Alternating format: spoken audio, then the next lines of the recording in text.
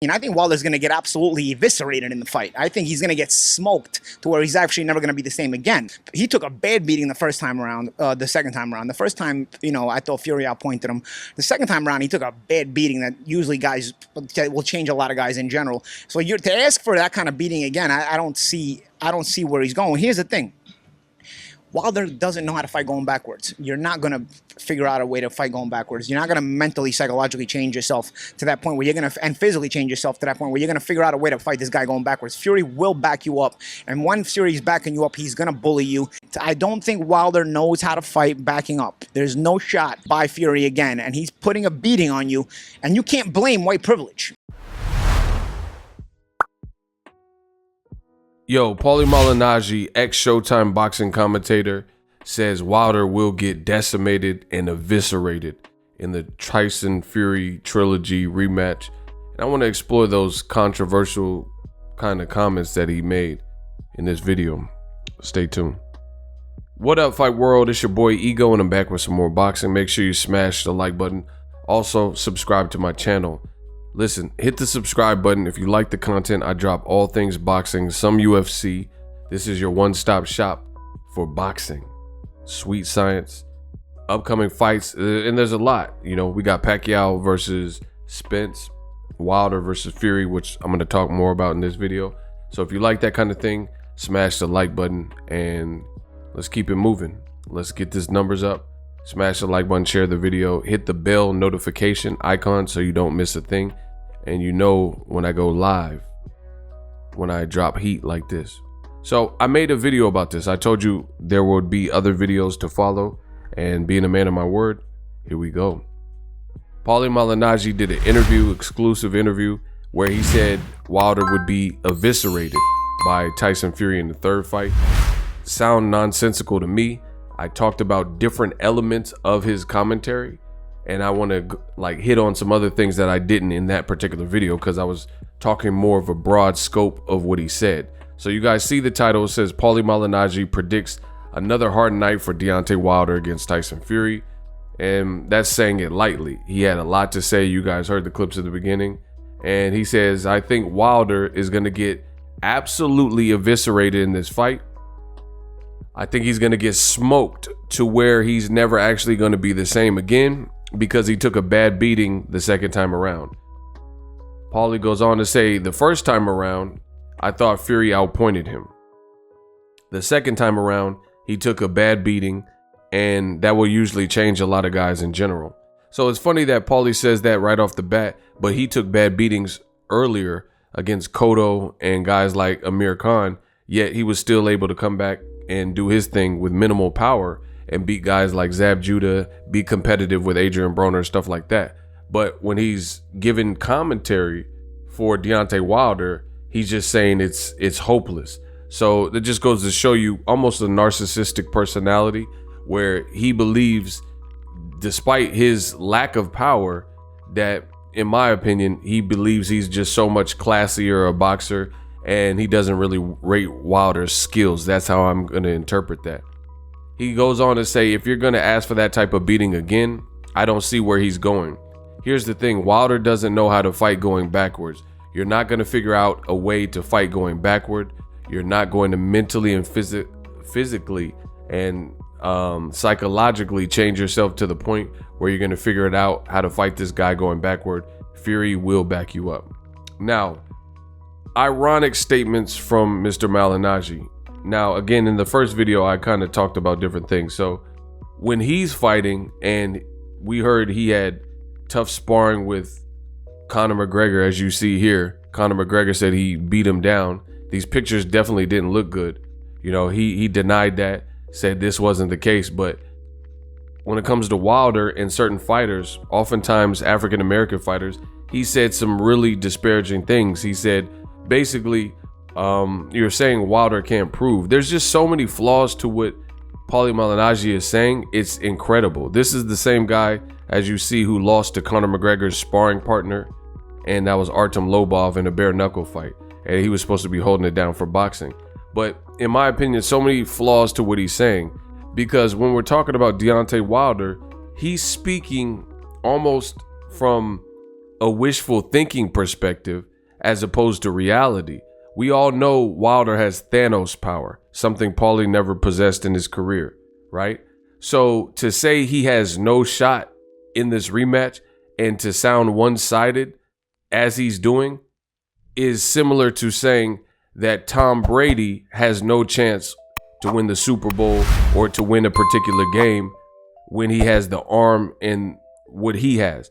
Now, you could argue that Tom Brady is just surgical and he's more technical, but the reason for this, you can do this with any legendary quarterback with an arm. You know, you could say Russell Wilson, you could say Drew Brees, you could say Steve Young, Joe Montana. Quarterbacks like that are never out of any particular game because they have the ability. Look at fourth quarter Brett Favre. So when I hear Paulie saying that Wilder has no chance, I mean, that's completely negating his God-given strength. You know, that would be, in my opinion, the same as saying Tom Brady is out of a game and there's no way he can beat and topple this team. Brady has the arm and the know-how and experience to get the ball off and pass a deep ball. Pause. Wilder, in his respective lane, has the God-given power and fortitude to baptize any guy in the heavyweight division and heavyweight picture. So if we're looking logically, there's no way you could say Wilder at this point, unless he was just at a point where his career's Vic Darchinian, you know, where he's just losing and getting spilled about. This man has one loss. People keep talking about how he's 35 years old, but just to say he's done for. And on top of that, Fury has been accused of cheating in the second fight. And now we know it's going to be more stringent, more eyes on that.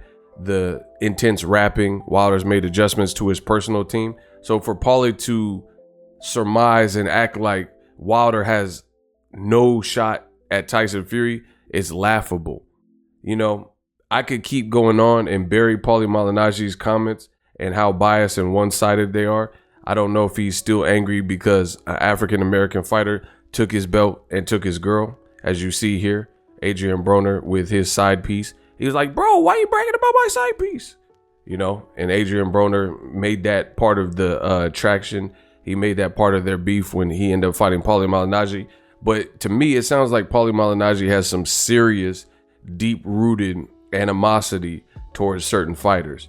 And it sucks because Paulie Malignaggi, I used to feel like he was one of the most respected people on the telecast. But somewhere along the lines, he just became uber, ultra, old media and opinionated. And maybe some of his true colors started to come out, namely against African-American fighters, where he just seemed like he was extremely biased. And oftentimes it was to punchers. So I don't know if there's a thing there, like maybe insecurity because you had to get it done with boxing skill and ability. So maybe you just don't rate the Gervantes and the Charlos and the Wilders because you don't think skillfully they're dope enough. But again, anybody who has the type of power, as all these guys that I'm naming, there's no way you could say they're out of a fight unless they were showing you that they're absolutely washed. There's no particular way that they'll look good. And even then, I still don't think you can say that because look at Nonito Donaire. I mean, we're talking about a guy, and it's just funny how black fighters are treated. You know, Paulie says white privilege is not a thing, and that's not real. People are just race baiting and all this type of stuff, all these MAGA type of points. But the reality is, if you look at it and you look how black fighters are marginalized, Wilder literally, age 35, has one loss. He had 0 losses up until last year, right before the pandemic. He has 1 loss. Nonito Donaire, again, a puncher, is older than Wilder, age 38, and we just watched him beat an undefeated MTK global fighter, Nordine Aoubali, who had a 17-0 record and was considered a better boxer. I don't know the odds, but he might have even been the favorite. So people said Donaire was done. He was washed really after the Rigondeaux fight. And then he got stopped by Nicholas Walters. And look at his career. He's also had layoffs because of after the NOA fight, he lost that fight. It was a war, but he ended up losing that fight. He was supposed to fight AJAGBA, but the pandemic came and somebody tested positive. I think it was him or whoever tested positive, and they canceled the fight. So he's been inactive and he let his body rest and things like that. And he came back with a vengeance, age 38. Nobody had the same like vitriol that we hear for Wilder. Wilder, for whatever reason, seems to get max hate for no reason. Like he just gets hate, like Paulie Malignaggi saying he's gonna get evaporated and eviscerated as if he has no shot. But again, that's like a quarterback with the arm. Russell Wilson, Pat Mahomes, Tom Brady, any of these guys, they always have a chance in a game based on them having that arm. And Wilder has a crazy punch. And what further makes Paulie Malignaggi look ridiculous is while he's sounding super biased and telling you like, oh, Wilder, he's gonna get smoked and has no shot. Guess what? Wilder's team, they've made adjustments, and as far as Tyson Fury's team, they don't sound that confident. His dad said he's worried about the rematch. His dad said things can go wrong. So how is it that Tyson Fury's own blood and father is saying this man Wilder is dangerous? Guys like Carl Frampton, you guys tell me if what I'm saying doesn't make logical sense. Why is Carl Frampton saying Wilder's arguably the biggest puncher? Why is Tyson Fury's own promoter Frank Warren on record saying Wilder's the biggest puncher in the last 40 years, 50 years? Why is John Fury saying he's worried for Tyson Fury and things can definitely go wrong out there? But let Paulie Malignaggi take it and call the fight. He's saying absolutely not. There's no way. Wilder can't do anything. Like, so what's the point of having a training camp if you can't do anything? And there's people who are making such a big deal about Wilder. He actually doesn't need to change too much. Like, he has crucial power. He has showed a jab in the past. He just has to put it all together coming off of a loss. It's that simple. Nonito Donaire, older than Wilder, and he's coming off a loss to NOA and a long layoff, and you've seen he just got a knockout. But let Paulie Malignaggi tell it, Wilder has no chance. I see why Showtime and CBS was forced to get rid of this man. Like, he's so biased, he's like willing to go down with the ship, and that could be dangerous. Why would you, if you're Wilder, I know it's going to be on Fox, but why would you even want this man to call your fight? He's gotten too comfortable, and again, you can't say he's being reasonable, and you can't say he's at a point where he's not, like, where he's non-biased, when Fury's own father, the flesh, the contributor to his DNA, is saying that, guess what? Wilder has a big chance, and I'm worried about things going wrong out there. So regardless of what Paulie says, Wilder is certainly a threat. We'll see how it plays out. We'll see what happens. I don't know, again, what happened with Paulie Malignaggi, why he's so strict with certain people, but it is what it is. Let's start having, in boxing, for people who constantly get their predictions and statements wrong, let's have a demerit system. So how about Paulie Malignaggi? We don't listen to his commentary or telecast or interviews if he's wrong and Wilder doesn't look as bad or wins in this upcoming fight. He's saying Wilder's going to get smoked and making it sound like this is not even a fight, like this is Mayweather versus Logan Paul in an utter mismatch. I don't know where he's getting off seeing that, but I disagree with that. And I think in July, based on people like that who maybe some people believe in his predictions, I think a lot of people are going to be upset, and there's going to be a lot of slow singing. And I think Fury cheated, so that's just a whole different element. Let me know what you guys think. Drop your thoughts in the comment section. I promise we working. Use my link, get ESPN Plus or the bundle, and also TubeBuddy. We working.